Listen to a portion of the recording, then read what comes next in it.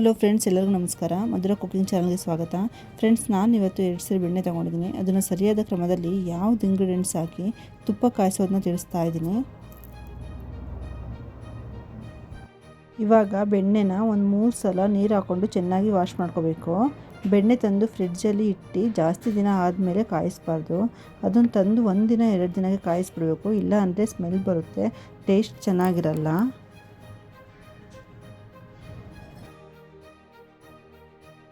ನಂತರ stove on ಮಾಡಿ medium ಉರಿ ಇಟ್ಕೊಂಡು, ಜಾಸ್ತಿ ಉರಿ ಇಟ್ಕೋಬಾರ್ದು. ಒಂದು ಕಡಾಯಿಗೆ ಅಂದರೆ ಯಾವುದಾದ್ರು ಒಂದು ಪಾತ್ರೆಗೆ, ಅಂದರೆ ಅಗಲವಾದ ಪಾತ್ರೆಗೆ ಡೈರೆಕ್ಟಾಗಿ ಬೆಣ್ಣೆ ಹಾಕಿ ಜಿನುಗಿಸ್ಬೇಕು.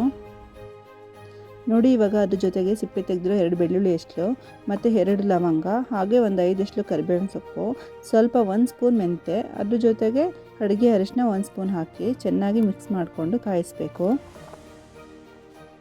ನೋಡಿ, ಈ ಥರ ತಿರುತ್ತಾ ಕಾಯಿಸಬೇಕು. ಇವಾಗ ಬಿಳಿ ನೊರೆ ಬರ್ತಾ ಇದೆಯಲ್ಲ, ಕಾದ್ಬಿಟ್ಟು ಕಡಿಮೆ ಆಗಬೇಕು, ಆ ಥರ ಕಾಯಿಸ್ಕೋಬೇಕು. ಇವಾಗ ಕುದೀತಾ ಇದೆ ನೋಡಿ, ಈ ಥರ ತಿರುತ್ತಾ ಇರಬೇಕು. ಆದಷ್ಟು ಲೋ ಫ್ಲೇಮ್ ಇಟ್ಕೊಂಡು ತುಪ್ಪ ಕಾಯಿಸ್ಕೋಬೇಕು, ಇಲ್ಲಾಂದರೆ ಸೀದ್ಬಿಟ್ರೆ ತುಪ್ಪದ ಸ್ಮೆಲ್ ಚೇಂಜ್ ಆಗಿಬಿಡುತ್ತೆ. ಆದ್ದರಿಂದ ನೋಡ್ಕೊಂಡು ಕಾಯಿಸ್ಕೊತಾ ಇರಬೇಕು. ನೋಡಿ, ಈ ಥರ ನೀವು ತುಪ್ಪ ಕಾಯಿಸ್ಕೊಂಡ್ರೆ ಅನ್ನದ ಜೊತೆಗೆ ಚಪಾತಿ, ರೊಟ್ಟಿ, ಸಾಂಬಾರು ಜೊತೆಗೆ ಈ ಥರ ತುಪ್ಪ ಕಾಯಿಸ್ಕೊಂಡು ಹಾಕಿ ತಿಂದರೆ ಟೇಸ್ಟ್ ಚೆನ್ನಾಗಿರುತ್ತೆ. ಮಕ್ಕಳಂತೂ ತುಪ್ಪನ ಇಷ್ಟಪಟ್ಟು ತಿಂತಾರೆ. ನಾವು ಮಕ್ಕಳಿಗೆ ತುಪ್ಪ ತಿನ್ನಿಸೋದ್ರಿಂದ ಮೂಳೆ ಶಕ್ತಿ, ಮೂಳೆ ಬೆಳವಣಿಗೆ ಆಗುತ್ತೆ. ತುಂಬ ಒಳ್ಳೆಯದು ತುಪ್ಪ. ಅದರಿಂದ ನಾವು ಊಟ ಜೊತೆಗೆ ತುಪ್ಪ ಅಳವಡಿಸ್ಕೊಳ್ಳೋದು ತುಂಬ ಒಳ್ಳೆಯದು. ನೋಡಿ, ಇವಾಗ ಆದಷ್ಟು ಕುದ್ದು ನೊರೆ ಎಲ್ಲ ಕಮ್ಮಿ ಆಗಿದೆ. ಈ ಥರ ಸಿಂಪಲಾಗಿ ಟೇಸ್ಟಿಯಾಗಿ ತುಪ್ಪ ಕಾಯಿಸ್ಕೋಬೋದು. ತುಂಬ ಈಸಿಯಾಗಿ ಕಮ್ಮಿ ಸಮಯದಲ್ಲಿ ಈ ಥರ ತುಪ್ಪ ಕಾಯಿಸ್ಕೋಬೋದು.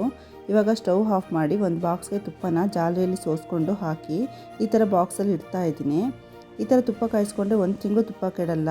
ನಾವು ಒಂದು ಸಲ ಮನೇಲಿ ಈ ವಿಧಾನದಲ್ಲಿ ಈ ಇಂಗ್ರೀಡಿಯೆಂಟ್ಸ್ ಹಾಕಿ ತುಪ್ಪ ಕಾಯಿಸ್ಕೊಂಡು ನೋಡಿ, ಈ ಥರ ಕಾಯಿಸಿದ್ರೆ ಎಷ್ಟು ಚೆನ್ನಾಗಿ ಕಾಯಿಸ್ಕೋಬೋದು ತುಪ್ಪನ. ಘಮ ಅನ್ನುತ್ತೆ ತುಪ್ಪ. ನೋಡಿ, ಈ ಥರ ಮರಳಾಗಿ ತುಪ್ಪ ರೆಡಿಯಾಗಿದೆ.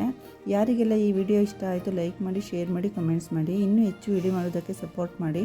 ಎಲ್ಲರಿಗೂ ಧನ್ಯವಾದಗಳು ಫ್ರೆಂಡ್ಸ್.